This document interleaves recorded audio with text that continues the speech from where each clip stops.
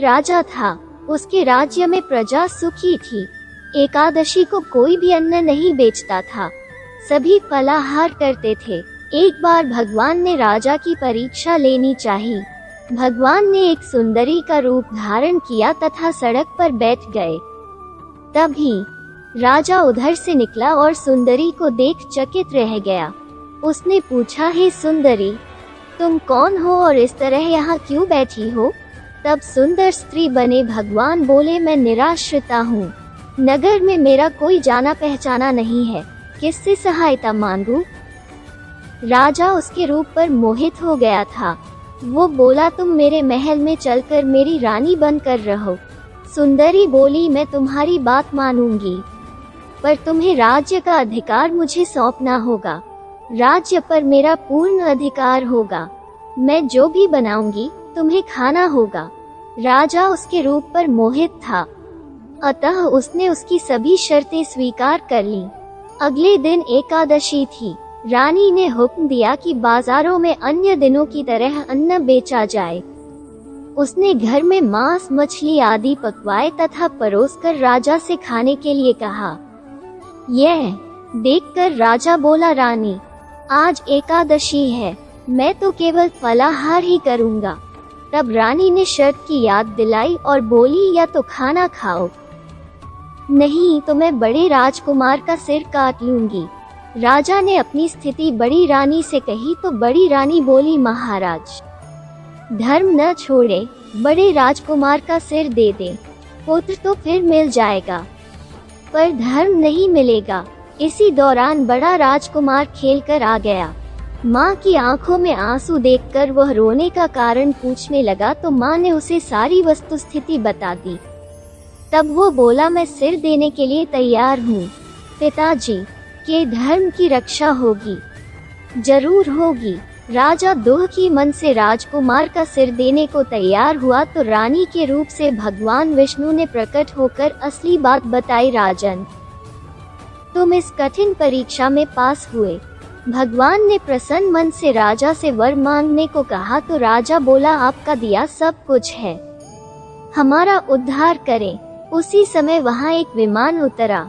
राजा ने अपना राज्य पुत्र को सौंप दिया और विमान में बैठकर परम धाम को चला गया।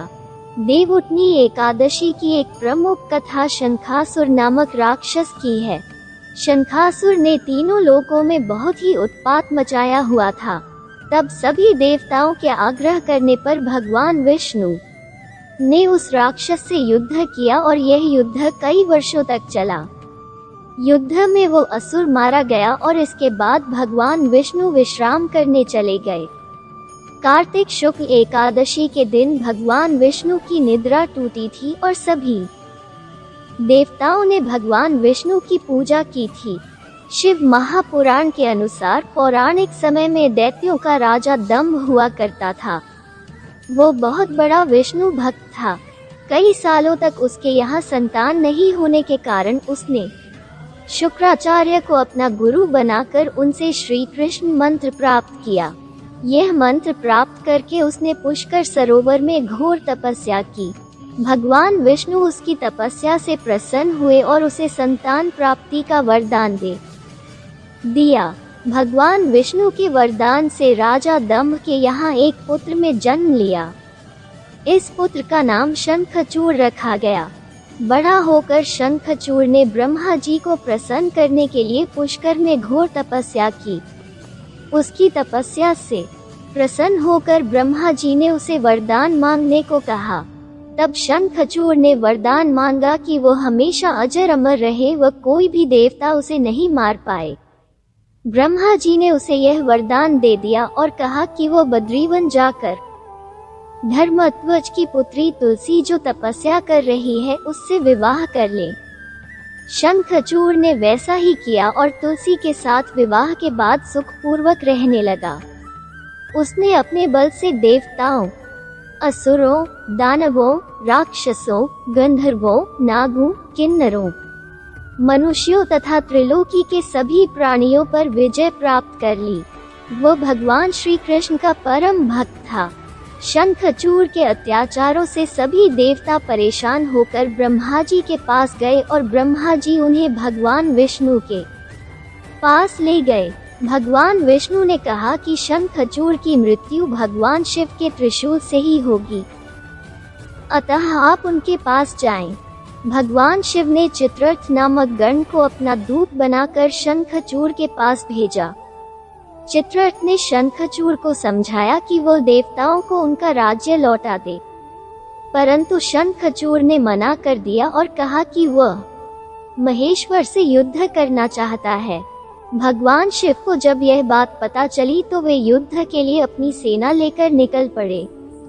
इस तरह देवता और दानवों में घमासान युद्ध हुआ, परंतु ब्रह्मा जी के वरदान के कारण शंखचूड़ को देवता नहीं हरा पाए।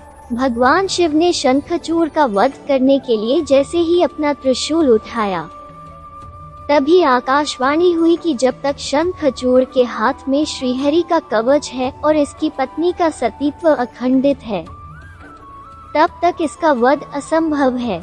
आकाशवाणी सुनकर भगवान विष्णु वृद्ध ब्राह्मण का रूप धारण कर शंखचूड़ के पास गए और उससे श्रीहरि कवच दान में मांग लिया। शंखचूड़ ने वो कवच बिना किसी संकोच के दान कर दिया। इसके बाद भगवान विष्णु शंखचूड़ का रूप बनाकर तुलसी के पास गए।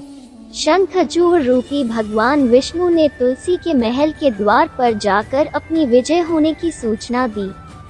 यह सुनकर तुलसी बहुत प्रसन्न हुई और पति रूप में आए भगवान का पूजन किया व रमण किया। ऐसा करते ही तुलसी का सतीत्व खंडित हो गया और भगवान शिव ने युद्ध में अपने त्रिशूल से शंखचूड़ का वध कर दिया। तब तुलसी को पता चला कि वे उनके पति नहीं हैं, बल्कि वे तो भगवान विष्णु हैं। क्रोध में आकर तुलसी ने कहा कि आपने छलपूर्वक मेरा धर्म भ्रष्ट किया है और मेरे पति को मार डाला, अतः मैं आपको श्राप देती हूँ कि आप पाषाण होकर धरती पर रहे। तब भगवान विष्णु ने कहा, देवी, तुम मेरे लिए भारत वर्ष में रहकर बहुत दिनों तक तपस्या कर चुकी हो। तुम्हारा यह शरीर नदी रूप में बदलकर गंडकी नामक नदी के रूप में प्रसिद्ध होगा। तुम पुष्पों में श्रेष्ठ तुलसी का वृक्ष बन जाओगी और सदा मेरे साथ रहोगी। तुम्हारे श्राप को सत्य करने के लिए मैं पाषाण शालिग्राम बनकर रहूंगा। गंडकी नदी के तट पर मेरा वास होगा। देव प्रबोधिनी एकादशी के दिन भगवान शालिग्राम व तुलसी का विवाह संपन्न कर मांगलिक कार्यों का प्रारंभ किया जाता है। हिंदू धर्म मान्यता के अनुसार इस दिन तुलसी शालिग्राम विवाह करने से अपार पुण्य प्राप्त होता है।